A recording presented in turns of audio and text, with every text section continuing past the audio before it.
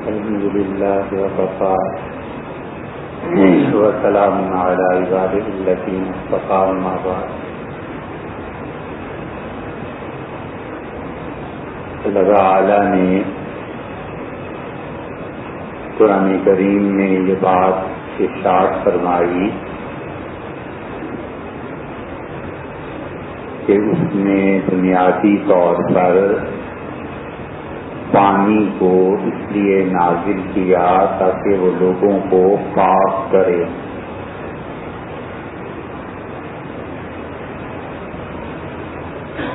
اور اس سے علماء امت نے یہ سمجھا کہ کوئی آدمی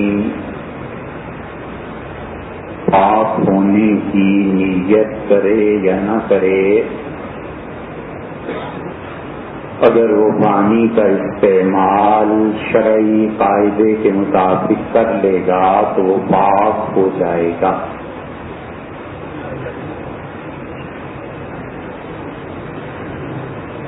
اور یہ بھی بتایا کہ تمام چیزوں میں طہارت اور پاکیزگی اصل ہے جب تک کہ ناپاک ہونے پر قسم نہ کھائی جا سکے.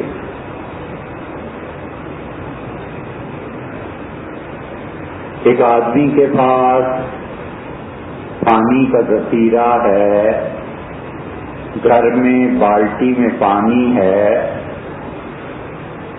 اور ظاہر میں اس پانی میں کوئی گندگی اور نجاست نظر نہیں آ رہی، تو بنیادی طور پر وہ پانی پاک ہے، کیونکہ اللہ نے یہ بتایا کہ اس نے پانی کو پاک کرنے کے لیے نازل فرمایا.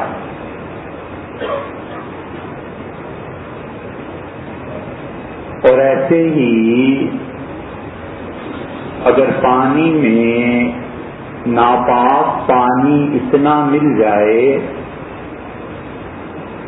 کہ وہ اس کے آدھے سے بھی زیادہ ہو جائے تو پھر جا کر وہ ناپاک ہوتا ہے.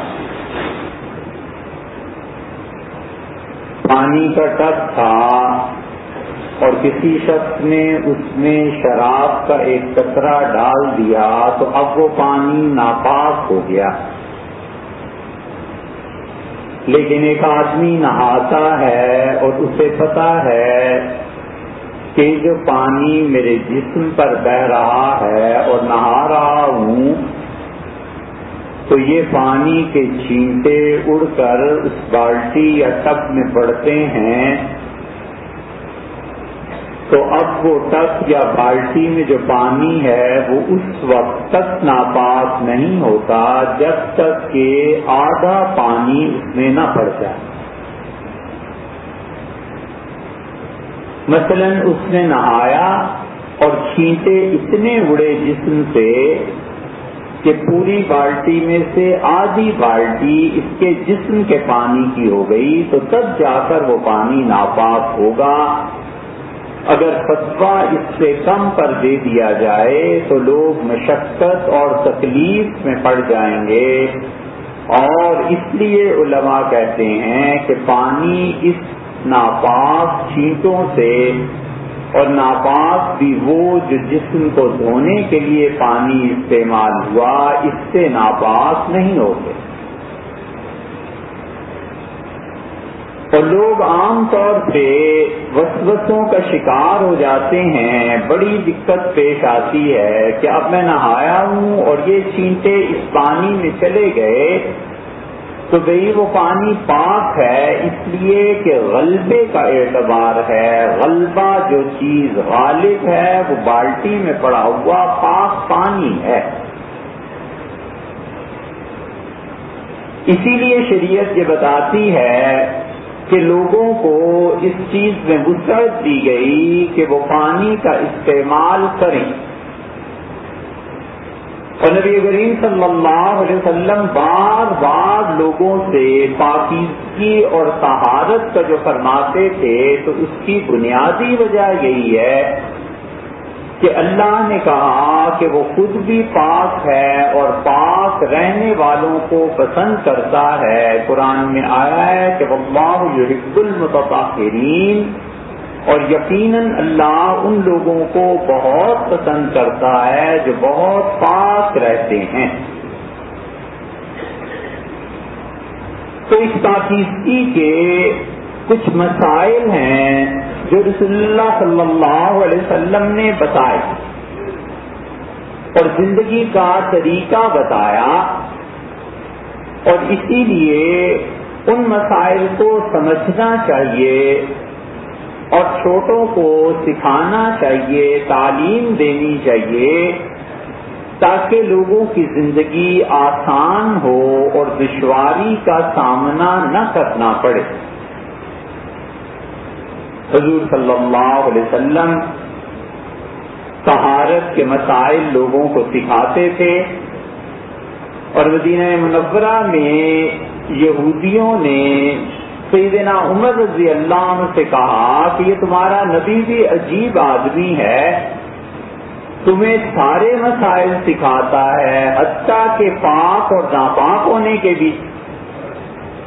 تو عمر رضی اللہ عنہ ذہین آدمی تھے، انہوں نے کہا اللہ کا شکر ہے کہ خدا نے تمہارا محتاج نہیں کیا. مطلب یہ تھا کہ اگر ہماری شریعت یہ مسائل نہ سکھاتی تو لا محالہ ہمیں ان مسائل کے لیے کسی اور آسمانی نازل شدہ شریعت کا انتخاب کرنا پڑتا، ہم وہاں سے سیکھتے. تو اس لیے اللہ نے اور اس کے رسول صلی اللہ علیہ وسلم نے وہ چیزیں سکھا دی جن کے ذریعے ہم پاک رہیں. اسی لیے حدیث میں آیا ہے کہ رسول اللہ صلی اللہ علیہ وسلم کتنے پانی سے نہاتے تھے اور کتنے پانی سے وہ غسل کرتے تھے.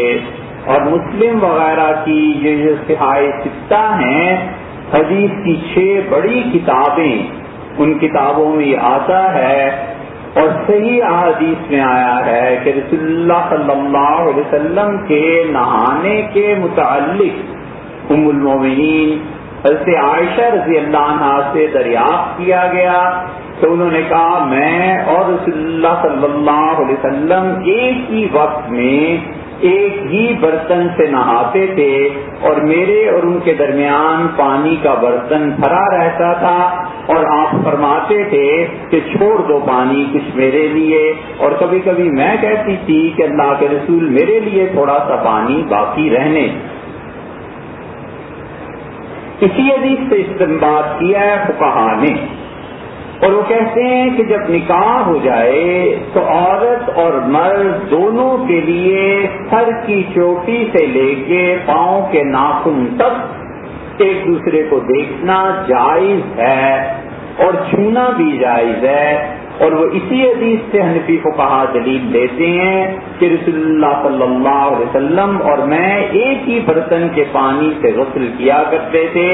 تو ظاہر ہے کہ وہ چھینٹے اڑتے تھے، پڑتے تھے، مگر رسول اللہ صلی اللہ علیہ وسلم نے کبھی بھی یہ نہیں کہا کہ پانی ناپاک. امت کے لیے جتنی سہولتیں ہو سکتی تھیں وہ حدیث کی کتابوں میں آئی ہیں، اور اعتدال کا طریقہ یہ ہے کہ آدمی نہ تو اپنی طرف سے دین میں کوئی چیز بڑھا دے معاشرے اور لوگوں سے متاثر ہو کے، اور نہ ہی کسی چیز کو کم کر دے محض اس وجہ سے کہ لوگوں کا کیا ہو. صحیح تعلیم وہ بالآخر غالب آ جاتی ہے، تب تک کوئی اس کا راستہ روک سکتا ہے. لوگ پڑھتے ہیں، لوگ لکھتے ہیں، مسائل پر بات کرتے ہیں، اور بالآخر صحیح چیز جب سامنے آتی ہے تو پھر اگر کوئی اس علم کو چھپا لے تو اعتماد اٹھ جاتا. اسی لیے رسول اللہ صلی اللہ علیہ وسلم نے لوگوں کو یہ تلقین کی کہ وہ پانی کے پاک اور ناپاک ہونے کی بحث میں مت پڑیں جب تک کہ ان کے پاس کوئی دلیل نہ ہو. اور دلیل بھی ایسی ہونی چاہیے جو قطعی اور حتمی ہو، یعنی وہ خدا کی قسم کھا کر کہہ سکے کہ یہ پانی ناپاک ہے، وگرنہ شک کا کوئی گنجائش اور کوئی رکھنا باقی شریعت نے پاکی اور ناپاکی کے مسائل میں نہیں چھوڑا۔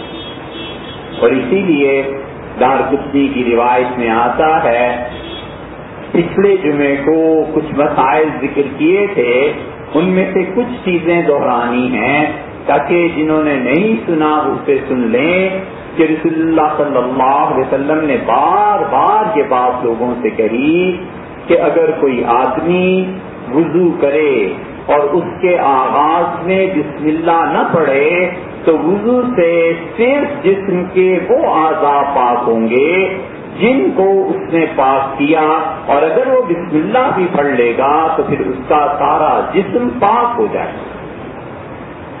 یہ بتا، اسے کو کہا اگرچہ فرض قرار نہیں دیتے سوائے امام احمد رحمت اللہ علیہ کے کہ وہ اسے فرض کے درجے میں مانتے ہیں، لیکن وضو کے آغاز میں بسم اللہ کا پڑھنا اور اپنے دانتوں کو صاف کرنا، منہ کو صاف رکھنا، اتنی تاکید اس کی آئی ہے کہ امام بہقی رحمت اللہ علیہ شعب الایمان میں یہ روایت لائے ہیں، اور اس کا پس منظر یہ ہے کہ غالباً اللہ کے فرشتے قرآن نہیں پڑھ سکتے۔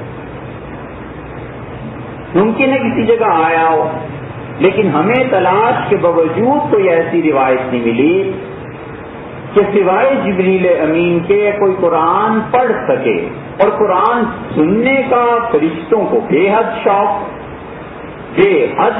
ہے، اتنا کہ جو شخص قرآن پڑھتا ہے وہ اس کی مجلس میں آتے ہیں اور اسے سنتے ہیں، یہاں تک کہ رسول اللہ صلی اللہ علیہ وسلم کے دور میں لوگوں کو دکھایا گیا کہ اللہ کے فرشتے کیسے قرآن سنتے ہیں۔ حضرت ابو سعید رضی اللہ عنہ کہتے تھے کہ میں نے اپنا گھوڑا باندھ رکھا تھا اور میرا چھوٹا بیٹا یحییٰ میں نے اپنے پاس سلا رکھا تھا اور قرآن پڑھ رہا تھا، اور گھوڑے نے اچھلنا شروع کیا، پھر وہ چکر کاٹنے لگا۔ مجھے حیرت ہوئی کہ میرے گھوڑے کو کیا ہو گیا ہے، یہ تو ایسا نہیں ہے۔ فرماتے ہیں پھر ہوا اور میں نے سوچا کہ اگر اس کا پاؤں یا بچے کے سر پہ آ گیا تو کیا ہوگا۔ پھر میں نے گھوڑے کو دوسری جگہ باندھا تو اچانک جو نظر ایسے ہی آسمان پہ پڑی تو ایسے جیسے بادل تھا اور اس میں چراغ کسی نے نصب کر دیے۔ حیرت ہوئی، لیکن فجر کے بعد حضور صلی اللہ علیہ وسلم کو انہوں نے بتایا کہ رات میں نے یہ منظر دیکھا ہے، تو آپ نے فرمایا وقرا ابن حذیر، ابن حذیر کے بیٹے رضی اللہ عنہ، کاش تو اس چیز کو جاری رکھتا، قرآن پڑھتا رہتا تو اللہ کے اتنے فرشتے قرآن سننے کو نازل ہوئے کہ صبح مدینہ منورہ کی گلیاں بھر جاتی اور بچے بھی دیکھ لیتے کہ فرشتے کیسے ہو۔ اس لیے فرشتے اللہ کی کتاب کو سننے کے لیے نازل ہوتے ہیں، اور سب سے زیادہ تکلیف دہ چیز جو فرشتوں کو تکلیف دیتی ہے، حضور صلی اللہ علیہ وسلم نے فرمایا کہ فرشتہ تمہارے ہونٹوں پہ اپنا منہ رکھ دیتا ہے اور جو کلام تم پڑھتے ہو وہ اس کو اندر لے لیتا ہے، یعنی اس کے لیے غذا کے طور پر ہے یہ چیز۔ یہ کلمات ہیں خدا کی پاک کتاب کے، اور اس کی زندگی ان کلمات کے ساتھ ہے یا غذا ہے۔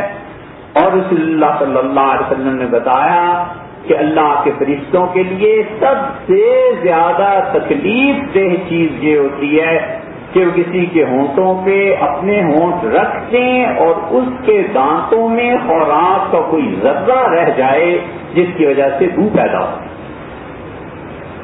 منع کیا کہ خوراک کے ذرات اگر تمہارے منہ میں ہیں تو وہ صاف کرو، پھر آؤ نماز پڑھنے کے لیے۔ امام کو زیادہ تاکید ہے، دوسروں کو کم تاکید ہے، کیونکہ وہ تو سنتیں نوافل پڑھیں گے، فاتحہ پڑھیں گے، سورت پڑھیں گے، فرشتے اس سے برکت اٹھائیں گے اور امام تو فرض نماز میں بھی قرات کرے گا. اس لیے منع کیا کہ کسی آدمی کے دانتوں میں خوراک کے ذرات ہوں اور وہ آ کے نماز پڑھنے لگ جائے. رسول اللہ صلی اللہ علیہ وسلم نے فرمایا تمہارے فرشتوں کے لیے اس سے زیادہ تکلیف دہ چیز کوئی نہیں. ابھی رمضان گزرا ہے اور ہوتا ہے کئی مرتبہ کہ افطار کیا، کھانا کھایا، آ گئے نماز کے لیے. اب تراویح میں احساس ہوتا ہے کہ یہ خوراک کا ذرہ دانتوں میں ہے، اب اسے زبان سے نکالنا ہے. وہ زبان سے نکل آیا، اب اسے تھوکنا ہے. حضور اکرم صلی اللہ علیہ وسلم نے فرمایا نماز میں تم میں سے کسی کو تھوکنے کی ضرورت پیش آ جائے تو اسے چاہیے کہ وہ اپنے پاؤں کے نیچے تھوک لے یا پھر الٹی طرف منہ کر کے تھوک. اب یہ حدیث پڑھ کے اگر کوئی آدمی اساتذہ سے حدیث نہیں پڑھا، خود اپنا مطالعہ کیا ہے، تو وہ یہ سمجھ ہی نہیں سکے گا کہ اس حدیث کا مفہوم کیا ہے. حضور صلی اللہ علیہ وسلم نے جہاں یہ اجازت دی ہے وہ ایسی مسجد جو ان کے زمانے میں تھی، ریت ہوتی تھی، مٹی ہوتی تھی، تھوک دیا کسی نے ضرورت کی وجہ سے تو بس ختم ہو گئی بات، وہ جذب ہو جائے گا زمین پہ. ان پکی مسجدوں کے لیے یہ حدیث تھوڑی، اسی لیے شریعت منع کرتی اور اسے گناہ قرار دیتی ہے کہ کوئی آدمی راستوں میں تھوکے اور لوگ گزریں اور لوگوں کی نظر پڑے اور لوگوں کو اس سے نفرت کا احساس ہو. حضور صلی اللہ علیہ وسلم نے منع کیا لوگوں کو کہ خبردار جہاں سے مسلمان گزرتے ہیں یا کوئی بھی آدمی گزرتا ہے ان راستوں کو ناپاک نہ کرنا، ان راستوں میں تھوکنا نہیں. تو وہاں یہ فرمایا کہ اگر تھوکنا ہی پڑ جائے لیکن وہ کچی مسجدوں کے لیے. اب افطار کیا اور بغیر دانت صاف کیے مسجد میں آ گئے. اب وہ جو سانس والا نمازی کھڑا ہے اس سے پوچھو پھر کیا ہوتی ہے اس بیچارے کو، اور وہ پھر سسکارتے ہیں، وہ خوراک کا ذرہ زبان کی نوک پہ آ جائے گا، اب اسے نکالنا ہے منہ سے. حضور صلی اللہ علیہ وسلم نے فرمایا خبردار جب تم میں سے کوئی آدمی نماز میں کھڑا ہو جائے تو وہ قبلے کی طرف کوئی ایسی حرکت نہ کرے، اسے پتا نہیں ہے اس کا رب اس کے سامنے.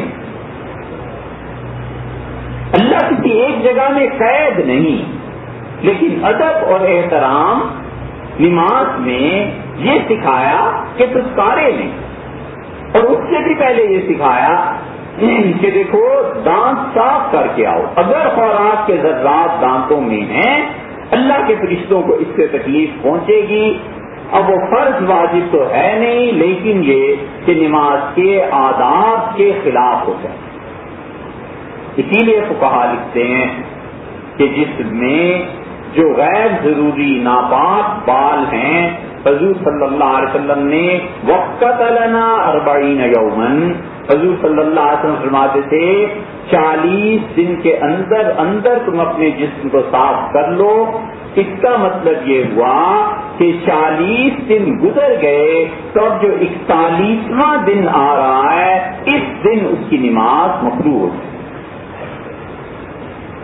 نماز پڑھنے کے لیے آیا، وضو بھی کیا اور طہارت بھی ہے اور نیند بھی چھوڑی، مصروفیت چھوڑ کے نماز پڑھنے آیا اور نماز مکروہ، اس لیے کہ ایک ناپاکی کا حصہ اس کے جسم کے ساتھ. حضور صلی اللہ علیہ وسلم کے متعلق ابن ماجہ کی روایت میں آتا ہے اور حدیث میں آتا ہے کہ حضرت صلی اللہ علیہ وسلم اپنے پوشیدہ اعضاء پہ اس وقت جو بھی نورا ایک لفظ آیا ہے چونا، اس میں کچھ چیزیں ملا دیتے تھے اور بال جسم سے جھڑ جاتے تھے، وہ استعمال کرتے تھے خود. اور رسول اللہ صلی اللہ علیہ وسلم کی بیویاں کہتی ہیں کہ ان کے باقی جسم مبارک پہ ہم خود وہ لیپ کر دیتے تھے. حضور صلی اللہ علیہ وسلم سے یہ بات ثابت ہے کہ انہوں نے پورے جسم کے بال اتروا دیے. لیکن امت کے لیے جو حکم دیا تو آپ نے کہا 40 دن کے اندر اندر جو ناپاک بال ہیں انہیں صاف کرنا. اس لیے صحابہ کرام رضی اللہ عنہ میں ایسے بھی تھے جو ہر مہینے کے بعد یہ عمل کیا کرتے تھے.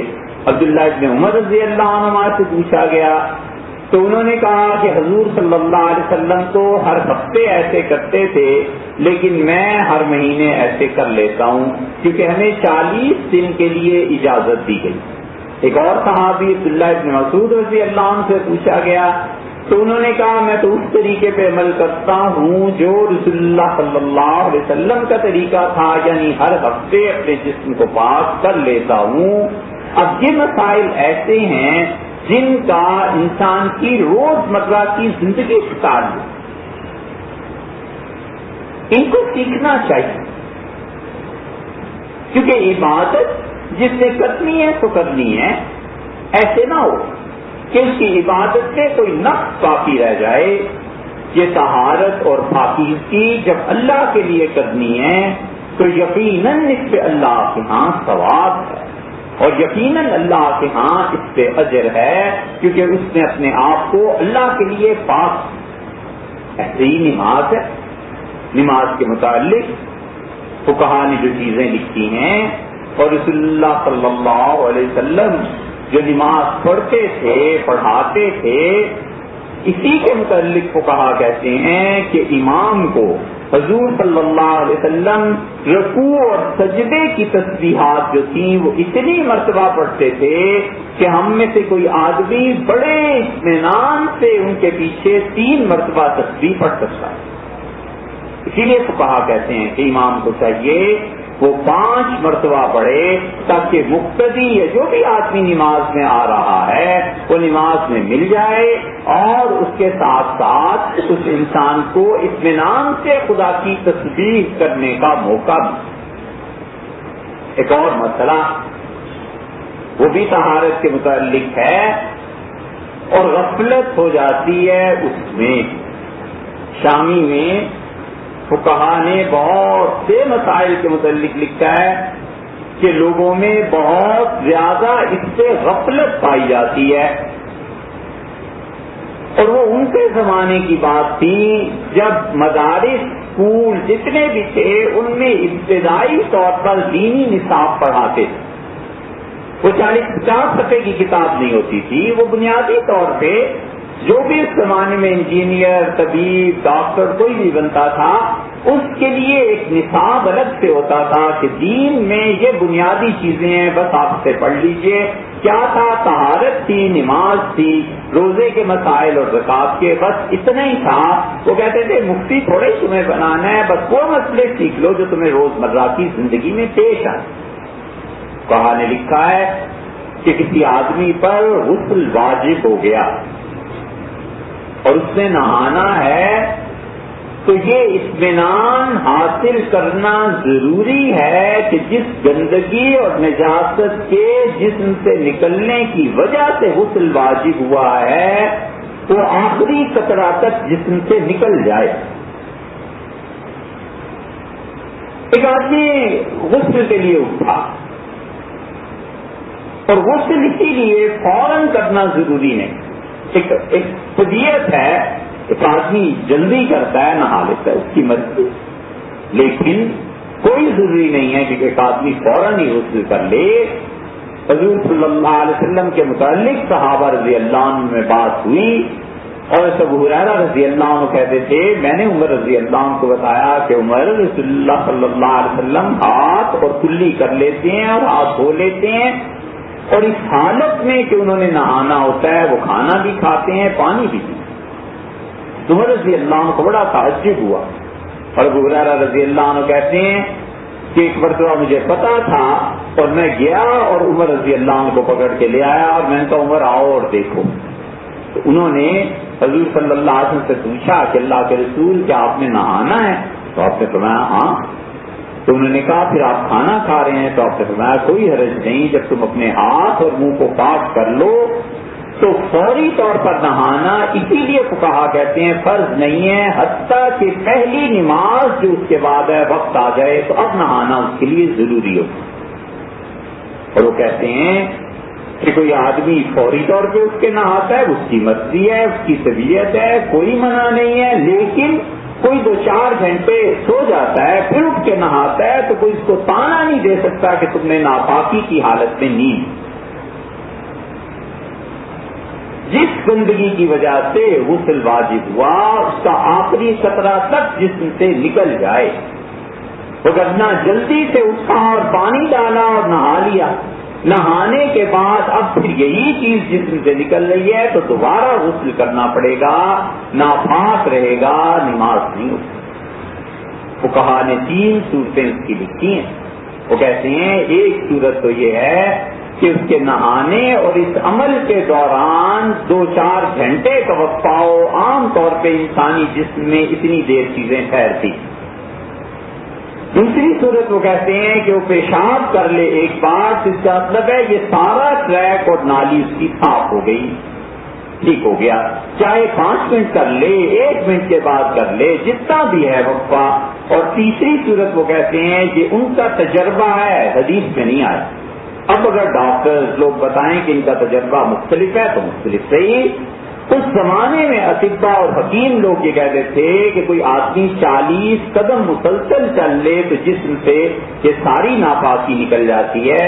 ان میں سے کوئی بھی عمل آدمی کرے گا پھر نہائے گا تو وہ پاک ہوگا، اور اس کے بغیر اگر اس سے نہا لیا جسم سے کوئی چیز نہیں نکلی پھر بھی پاک ہے، اور اگر کوئی چیز نکلی تو اسے اسی نجاست کا بقیہ حصہ تصور کر کے اسے کہا جائے گا کہ دوبارہ نہ. یہ طہارت اور پاکیزگی کے مسائل ہیں. اور اسی طرح نماز اور روزے کے ہم جو اتنی بڑی بڑی مباحث میں پڑے ہوتے ہیں، شرعی قانون، خلافت، یہ وہ، اس میں شبہ نہیں، وہ اپنی جگہ پہ بہت عام ہیں، لیکن یہ تو ایسی عبادتیں ہیں جن سے روز منہ لگتا ہے، روز ان پہ عمل کرنا ہے. کم سے کم یہ تو سیکھنے چاہیے اچھی طرح. اللہ تعالیٰ آپ کو ہمیں عمل کی توفیق